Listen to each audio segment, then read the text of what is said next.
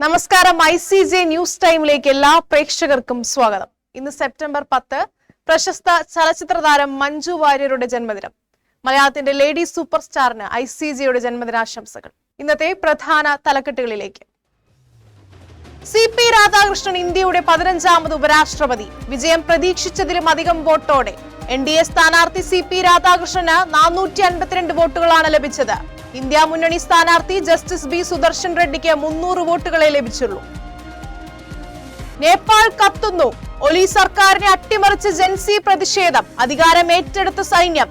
കലാപത്തിൽ കുറഞ്ഞത് 22 പേർ കൊല്ലപ്പെടുകയും 300-ലധികം പേർക്ക് പരിക്കേൽക്കുകയും ചെയ്തു.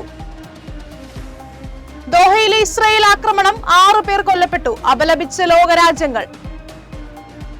ഒരു ദിവസത്തെ ടിക്കറ്റ് വരുമാനത്തിൽ സർവകാല റെക്കോർഡിട്ട് KSRTC. ഒറ്റ ദിവസത്തെ വരുമാനം 10.16 കോടി രൂപ. സ്ലിം ബ്യൂട്ടിയായി പുത്തൻ ഐഫോൺ എയർ. സ്മാർട്ട് ഫോൺ പ്രേമികൾക്ക് കാഴ്ചയിൽ പുത്തൻ അനുഭവം സമ്മാനിച്ച iPhone 17 എയർ. വിശദമായ വാർത്താ റിപ്പോർട്ടുകളിലേക്ക്. രാജ്യത്തിന്റെ 15ാമത് ഉപരാഷ്ട്രപതിയായി CP രാധാകൃഷ്ണൻ. NDA സ്ഥാനാർത്ഥി CP രാധാകൃഷ്ണന് 452 വോട്ടുകളാണ് ലഭിച്ചത്.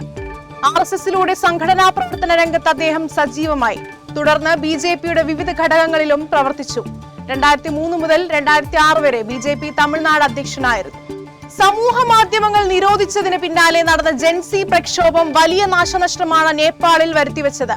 സോഷ്യൽ മീഡിയ വിലക്ക് നീക്കിയെങ്കിലും പ്രതിഷേധങ്ങൾ രൂക്ഷമായി.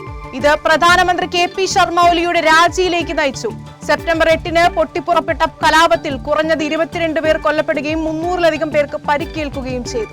ദോഹയിൽ ഇസ്രായേൽ നടത്തിയ വ്യോമാക്രമണത്തിൽ ഖത്തർ ആഭ്യന്തര സുരക്ഷാ സേനയായ ലഖ്വിയയിലെ ഓഫീസറും ഹമാസ് അംഗങ്ങളും ഉൾപ്പെടെ 6 പേർ കൊല്ലപ്പെട്ടു. സുരക്ഷാ ഉദ്യോഗസ്ഥർ ഉൾപ്പെടെ ഒട്ടേറെ പേർക്ക് പരിക്കേറ്റു. സ്ഥിതിഗതികൾ നിയന്ത്രണ വിധേയമെന്ന് അധികൃതർ. ചരിത്രപരമായ ഒരു നാഴികക്കല്ല് പിന്നിട്ട് KSRTC. 2025 സെപ്റ്റംബർ 8 KSRTCയുടെ ചരിത്രത്തിലെ ഏറ്റവും വലിയ ഒറ്റ ദിവസത്തെ ടിക്കറ്റ് കളക്ഷൻ 10.19 കോടിയുടെ പ്രവർത്തന വരുമാനം ലഭിച്ചു. ജീവനക്കാരുടെയും സൂപ്പർവൈസർമാരുടെയും ഉദ്യോഗസ്ഥരുടെയും കൂട്ടായ പരിശ്രമത്തിന്റെയും സംയോജിതമായ പരിഷ്കാരങ്ങളുടെയും വകുപ്പുതല ഇടപെടലുകളുടെയും ഫലമായാണ് KSRTC ഈ ശ്രദ്ധേയമായ നേട്ടം കൈവരിച്ചതെന്ന് കോർപ്പറേഷൻ പറഞ്ഞു. പുതിയ ബസ്സുകളുടെ വരവും സേവനങ്ങളിൽ വരുത്തിയ ഗുണപരമായ മെച്ചപ്പെടുത്തലുകളും യാത്രക്കാരിൽ നിന്ന് വ്യാപകമായ പ്രശംസ നേടിയിട്ടുണ്ടെന്ന് കോർപ്പറേഷൻ പറഞ്ഞു. സ്മാർട്ട് ഫോൺ പ്രേമികൾക്ക് കാഴ്ചയിൽ പുത്തൻ അനുഭവം സമ്മാനിച്ച iPhone 17 എയർ പുറത്തിറക്കിയ ആപ്പിൾ. 5.6 mm മാത്രം കനമുള്ള സ്ലിം ബ്യൂട്ടിയായാണ് പുത്തൻ ഐഫോൺ എത്തുന്നത്. പ്രധാന വാർത്തകൾ ഒരിക്കൽ കൂടി. CP രാധാകൃഷ്ണൻ ഇന്ത്യയുടെ 15ാമത് ഉപരാഷ്ട്രപതി. വിജയം പ്രതീക്ഷിച്ചതിലും അധികം വോട്ടോടെ. NDA സ്ഥാനാർത്ഥി CP രാധാകൃഷ്ണന് 452 വോട്ടുകളാണ് ലഭിച്ചത്. ഇന്ത്യ മുന്നണി സ്ഥാനാർത്ഥി ജസ്റ്റിസ് ബി സുദർശൻ റെഡ്ഡിക്ക് 300 വോട്ടുകളെ ലഭിച്ചുള്ളൂ. നേപ്പാൾ കത്തുന്നു. ഒലി സർക്കാരിനെ അട്ടിമറിച്ച് ജൻസി പ്രതിഷേധം. അധികാരം ഏറ്റെടുത്ത സൈന്യം. കലാപത്തിൽ കുറഞ്ഞത് 22 പേർ കൊല്ലപ്പെടുകയും 300-ലധികം പേർക്ക് പരിക്കേൽക്കുകയും ചെയ്തു.